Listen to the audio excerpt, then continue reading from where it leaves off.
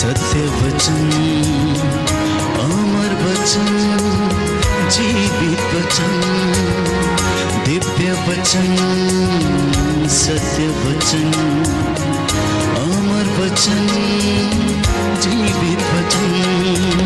साई दा बामा बनी दा बामा बगरे जनी रे जनी रे जनी रे जनी रे सा।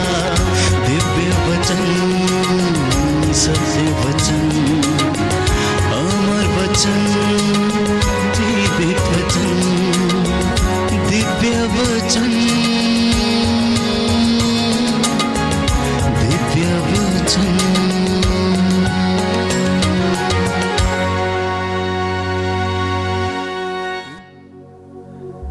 सबको जय यीशु की। प्यारे भाइयों और बहनों, प्रातः की इस बेला में हम परमेश्वर का धन्यवाद करें कि उसने हमें एक नया दिन दिया है। उसने हमारी जिंदगियों को सलामत रखा और हमें एक नया दिन देखने का मौका दिया है। आज के इस पवित्र दिन में हम यही प्रार्थना करें कि प्रभु आपका वचन जो हमें जीवन देता है वो हमारा मार्गदर्शन करे। आज का ये वचन मेरे जीवन में और परिवार में 100 गुना फल लाए। प्रियजनों, जैसा मैंने अनेक अवसरों पर आपसे कहा कि पवित्र बाइबल जो पवित्र आत्मा की प्रेरणा से लिखी गई है, इसमें ईश्वर के प्रेम की चर्चा है। इसमें ईश्वर का मन निहित है। और यदि कोई इस वचन को नित्य प्रतिदिन पढ़ता है तो वह ईश्वर के प्रेम की गहराई को जानने लगता है। यदि कोई व्यक्ति इन वचनों पर मनन चिंतन करता है तो ये वचन उसके जीवन में औषधि के माफिक काम करते हैं। आज का एक सुंदर वचन प्रभु ने हमें दिया है कि मैं तुम्हें सुरक्षित रखूंगा। प्रकाशित वाक्य अध्याय 3 पद संख्या 8। मैं तुम्हें सुरक्षित रखूंगा। आज प्रभु आपसे ये वादा करता है कि मेरे बेटे, मेरी बेटी, मेरे भक्त और सभी विश्वासियों जो मेरे पास आते हो, मैं तुमसे ये वादा करता हूं कि मैं तुम्हें सुरक्षित रखूंगा। जी हाँ प्यारे भाइयों और बहनों, बाइबल हमें बताती है कि परमेश्वर हमारी प्रार्थनाओं को सुनता है। जब हम लोग उसके पास जाते हैं तो वो हमारी दुहाई पर कान देता है। ऐसे कई वाक्य बाइबल में हमें देखने को मिलते हैं। यशायाह नबी का ग्रंथ अध्याय 65 पद संख्या 2, नबी कहता है कि तू हमारी प्रार्थनाओं को सुनता है, इसीलिए लोग तेरे पास आते हैं। जब आप प्रार्थना करते हैं तो हम ईश्वर से जुड़ जाते हैं, यीशु मसीह से जुड़ जाते हैं। हर एक व्यक्ति के लिए, विश्वासी के लिए निहायत ही जरूरी है कि प्रातः की बेला में जब वह बिस्तर से उठता है तो सबसे पहले सर्वशक्तिमान पिता ईश्वर का, जो सर्वव्यापी है, सर्वज्ञानी है, हृदयों की थाह लेने वाला ईश्वर है, उसका गुणानुवाद करें, उसका धन्यवाद करें और तब अपने कार्यों की शुरुआत करें। भोर में, जो कि अमृत वेला के नाम से जानी जाती है, प्यारे भाइयों और बहनों, परमेश्वर से जुड़ना, भोर में प्रार्थना करने का मतलब यही है कि उस वक्त सभी लोग सोते हैं, सृष्टि भी विश्राम करती है, परंतु यदि प्रभु का भक्त भोर में उठकर उसकी आराधना करता, स्तुति करता है, तो वह सीधे परमेश्वर से बातें करता है। इसलिए प्रातः की बेला में प्रभु का धन्यवाद देना भक्तों के लिए निहायत ही जरूरी है।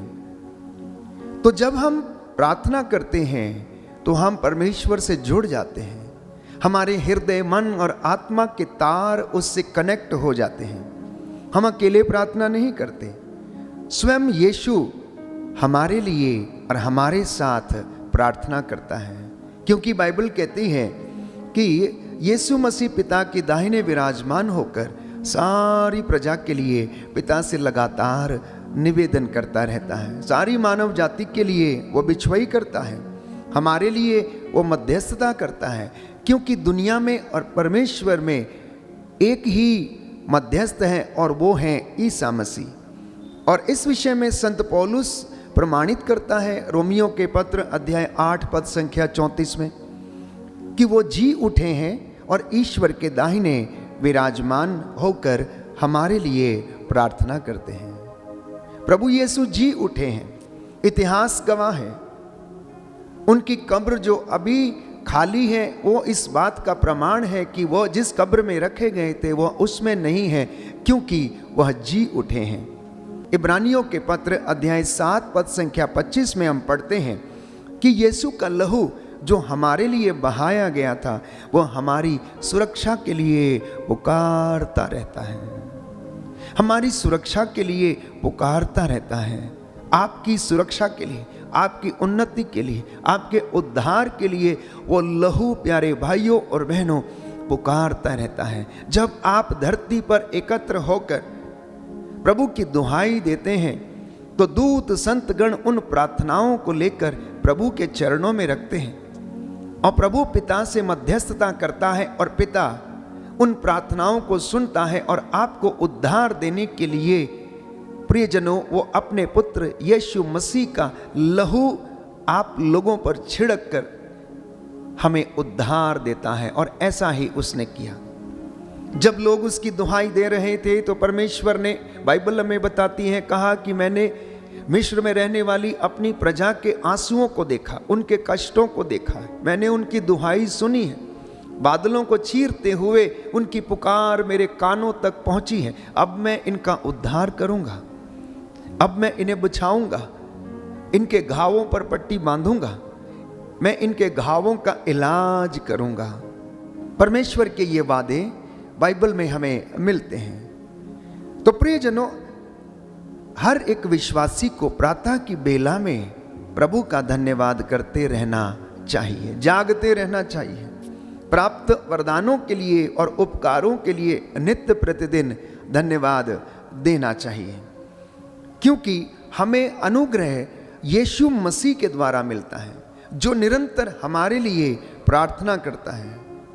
उसके अनुग्रह पर हमें अनुग्रह मिलता है। जब परमेश्वर हम लोगों के जीवन में अपने पवित्र आत्मा की सामर्थ्य से चिन्ह और चमत्कार प्रकट करता है, हमें उन्नति प्रदान करता है, तो हम उसके अनुग्रह में चलते हैं। इसलिए बाइबल हमें बताती है शोक गीत अध्याय 3 पद संख्या 22 से 23 में कि उसकी दया के कारण हम बने रहते हैं। आप और मैं बने हैं कैसे?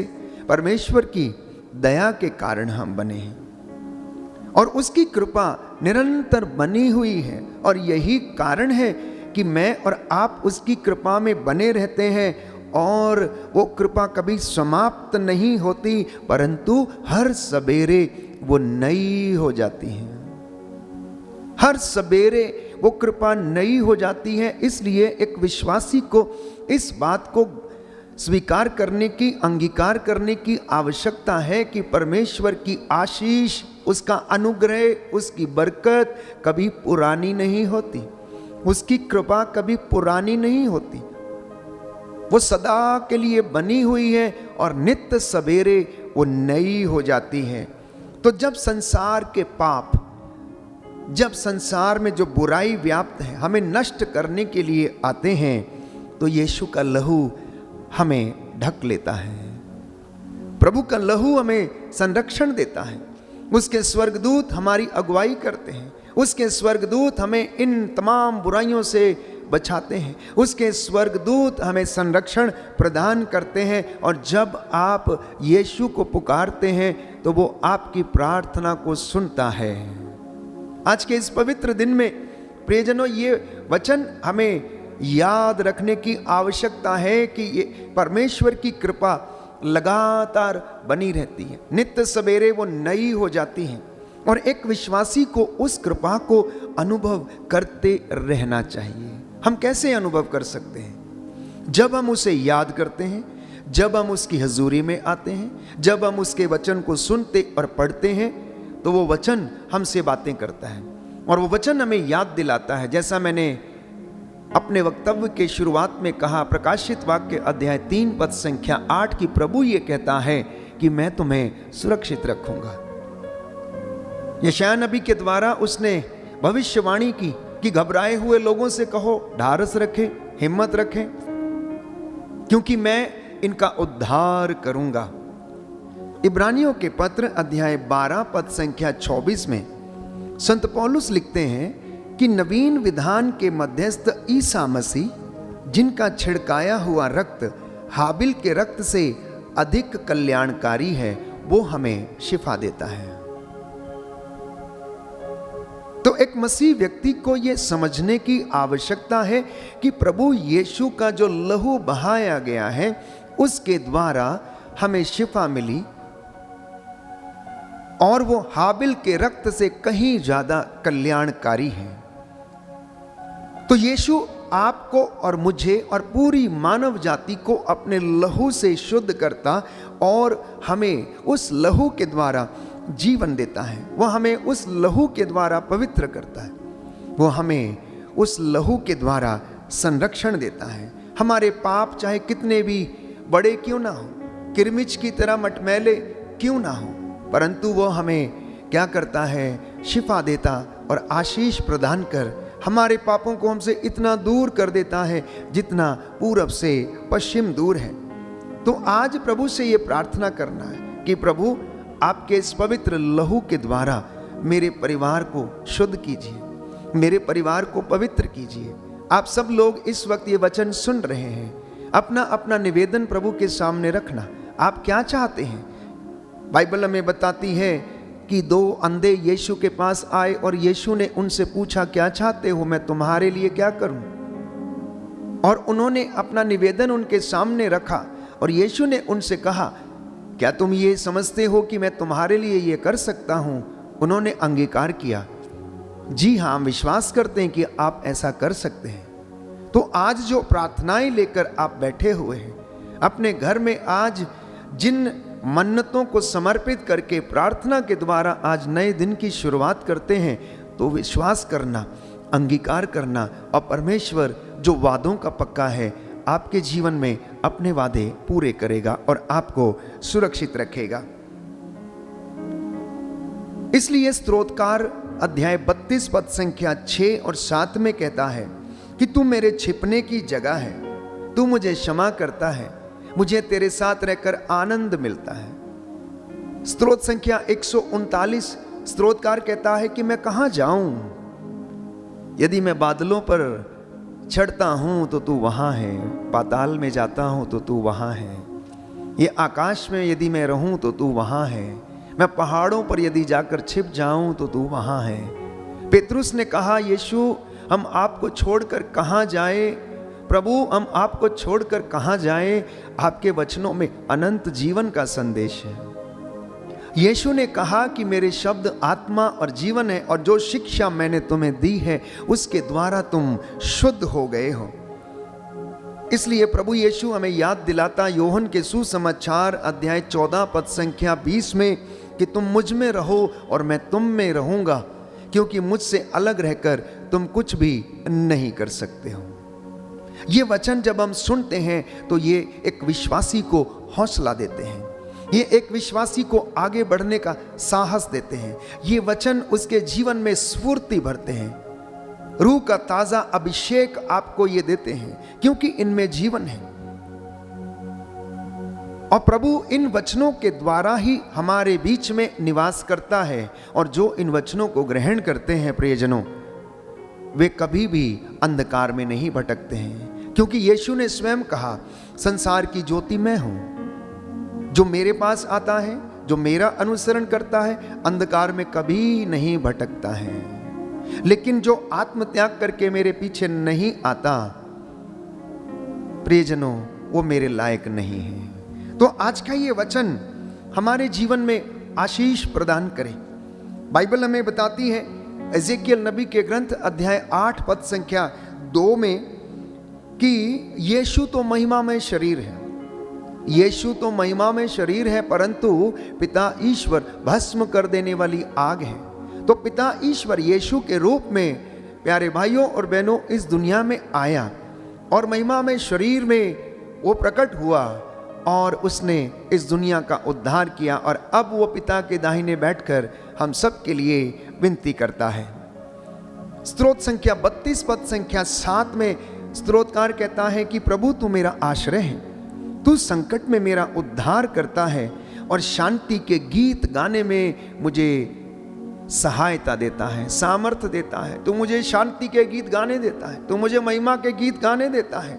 नबी सफन्याह का ग्रंथ अध्याय 3 पद संख्या 17, बाइबल इस बात को प्रमाणित करती है कि परमेश्वर आपके लिए आनंद मनाता है। वचन कहता है कि परमेश्वर हमारे कारण आनंद मनाता है।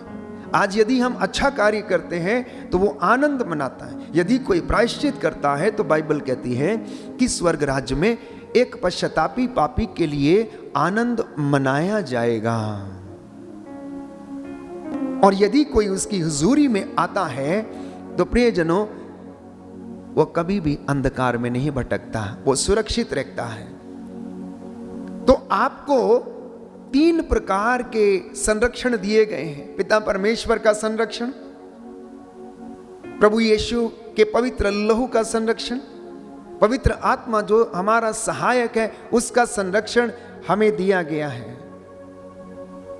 और उसी के साथ साथ दूतों का संरक्षण भी प्रभु के लोगों को प्राप्त है, क्योंकि बाइबल इसके विषय में कहती है स्तोत्र संख्या 91 में कि वो अपने दूतों को आदेश देगा कि वो तुम्हें अपने हाथों पर उठा लें ताकि गिरने पर तुम्हारे पैरों को पत्थर से चोट ना लगे।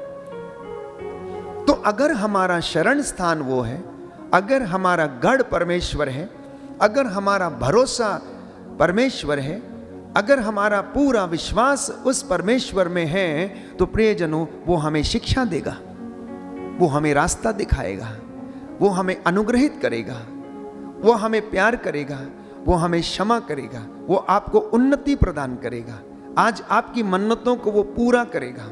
ये उसका वादा है। यदि हम ये विश्वास करें कि हे प्रभु तू मेरा गढ़ है, तू मेरा आश्रय है, तू मेरी चट्टान है, हे मेरे ईश्वर तू ही मेरा भरोसा है, ऐसा विश्वास एक भक्त का प्रभु के प्रति होना अनिवार्य है। और प्रातः की बेला में जब हम इन वचनों को सुनते हैं तो ये वचन हमारे मन और आत्मा को प्रियजनों तरोताजा करें। इन वचनों के साथ हम पूरे दिन भर में अपने कामों को पूरा कर सकें, क्योंकि ये वचन जीवन के वचन है। इसलिए बाइबल कहता है रोमियो के पत्र अध्याय 8 पद संख्या 26 में कि इन सारे कामों को करने के लिए आत्मा आपकी सहायता करेगा, आपकी अगुवाई करेगा और परमेश्वर से जो भी आप मांगेंगे वह उसे पूरा करेगा। रोमियो का पत्र अध्याय 8 पद संख्या 26। आत्मा आपकी अगुवाई करेगा, वो आपको सहायता प्रदान करेगा। आप जो कुछ भी मांगेंगे प्रभु का वचन कहता है वो आपको प्रदान करेगा। आप देखेंगे कि शैतान आपके सामने बिजली के समान गिरेगा, क्योंकि यीशु ने कहा लूकस के सुसमाचार अध्याय 10 पद संख्या 18 में कि मैंने शैतान को बिजली के समान आसमान से गिरते हुए देखा है। मैंने तुम्हें सांपों और बिच्छुओं पर, बैरी की हर एक ताकत पर अधिकार दिया है, कुछ भी तुम्हें हानि नहीं पहुंचा सकता है। आनंदित ना हो कि अब दूत तुम्हारे अधीन है, परंतु खुश हो जाओ क्योंकि तुम्हारा नाम स्वर्ग की पुस्तक में लिखा गया है। एजेकियल नबी के ग्रंथ में हम पढ़ते हैं कि मैं अपने भक्तों के नाम नगर के बीच स्तंभ पर अंकित करूंगा। परमेश्वर कहता आग की दीवार बनकर मैं तुम्हारे घर की रक्षा करूंगा। और मैंने आपके लिए वचन पढ़ा एजेकियल नबी का ग्रंथ अध्याय 8 पद संख्या 2 में कि पिता ईश्वर भस्म कर देने वाली आग है। उसका वचन भस्म कर देने वाली आग है और उसी आग का वो संरक्षण मुझे और आपको वो प्रदान करता है। एक और वादा आज प्रभु आपसे करता है। यशायाह नबी का ग्रंथ अध्याय 54 पद संख्या 17 में कि हर शस्त्र जो तेरे विरुद्ध आज गढ़ा गया है मैं उसे सफल होने नहीं दूंगा। ये हमारी सांत्वना है, ये हमारा भरोसा है, ये हमारी आशा है जो हमें आगे बढ़ने के लिए आमंत्रित करती है। आज के ये वचन आपके जीवन में 100 गुना फल लाए। ये वचन आज आपके परिवार में उन्नति और उद्धार प्रदान करे। आपके सारे काम प्रभु को मैं समर्पित करता हूँ। आपके हर एक काम में, आपके दफ्तर में, आपकी मेहनत मजदूरी में प्रभु की आशीष आए। मैं परमेश्वर से यही विनती करूँगा और वो आपको सुरक्षित रखे। प्रकाशित वाक्य अध्याय 3 पद संख्या 8 प्रभु ने कहा कि मैं तुम्हें सुरक्षित रखूंगा। प्रियजनों, प्रातः की इस बेला में मैं आप सबके लिए प्रार्थना करना चाहता हूं। प्रभु आपको आशीष दे। दिव्य वचन के माध्यम से आज का वचन जो आपने सुना है, ये आपके जीवन और परिवार में 100 गुना, 60 गुना, 70 गुना फल लाए। परमेश्वर की आशीष और उसका अनुग्रह आपके परिवार में सदा बना रहे। मैं इस विशेष कृपा के लिए आपके लिए प्रार्थना करूंगा। जो घुटना टेक सकते हैं टेक लें। मैं आपके लिए प्रार्थना करूंगा। दया करने वाले, चंगा करने वाले, सर्वशक्तिमान, सर्वव्यापी, दयालु पिता ईश्वर, तूने अपने इकलौते पुत्र के बलिदान के द्वारा उसके पवित्र रक्त से हमें सुरक्षित रखा, हमें उद्धार प्रदान किया और पापों की क्षमा दिलाई। हे प्रभु यीशु, हम तेरा पवित्र लहू लेकर अपने शरीर, आत्मा, हृदयों पर, बच्चों पर छिड़क देते हैं। तेरा वचन आज इनके जीवन में पूरा हो जाए और 100 गुना, 60 गुना, 70 गुना फल लाए। तेरे वचन आत्मा और जीवन है। इन वचनों के द्वारा इन तेरे भक्तों का मार्गदर्शन कर। जो बीमार हैं उन पर दया कर और जो रोगशैया पर हैं उन्हें सांत्वना दे और अपने रोगों और कष्टों को सहन करने की शक्ति प्रदान कर। पवित्र आत्मा इनकी सहायता कर, इनका मार्गदर्शन कर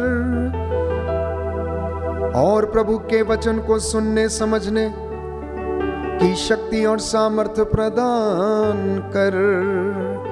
हे प्रभु, मैं तेरा दास इन हाथों को उठाते हुए तेरी इस प्रजा के लिए मध्यस्थता करता हूँ। आज जैसा इन्होंने विश्वास किया है, इनके जीवन में पूरा हो जाए और ये तेरी महिमा कर सके। हमारी प्रार्थना सुन ले हमारे प्रभु क्रिस्त के द्वारा। आमीन।